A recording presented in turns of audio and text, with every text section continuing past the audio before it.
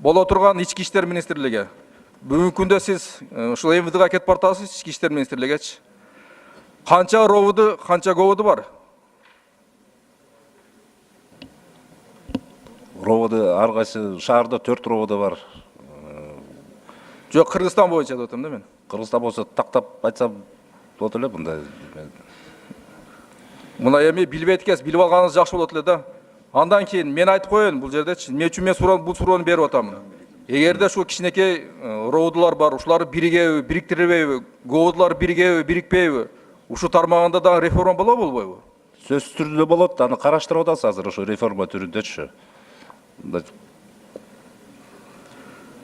Исраилов деген министр келип олтурат, ал үчүн премьер-министр жооп берип атат. Татаал суроолорго. Мен жеңил суроолорду берейин. Улан Жумабекович, административдик ведомство деген бар Кыргызстанда түшүнүк. Бизде канча түрү бар ошонун? Министр болуп кетип атасыз, айтыңыз. Жооп жок, 4 түрү бар. Сиз өкмөткө мүчө болуп кетип атасыз. Канча өкмөт мүчөсү бар?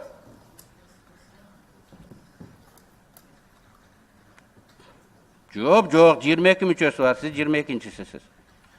Канча министерство бар? Айта аласызбы? Өкмөттө. Жок, канча министерство бар? Канча? Жок. Колунан жете эле эштетесизби? Сооронбай Шарипович. Анан ары министр болуп келип калсаңыз, кризисте деди. Кризистин негизги күч себебин айтып бериңизчи. Атамбаев кризис болуп атат. Күч себебин айтыңыз. Тапшырма берип жөнөтсө керек ошол үчөөнүн чечесин деп. Үчөөнү айтыңыз. Биринчиси Текебаевди камайсың деп жөнөтүп атат. Билбейсиң.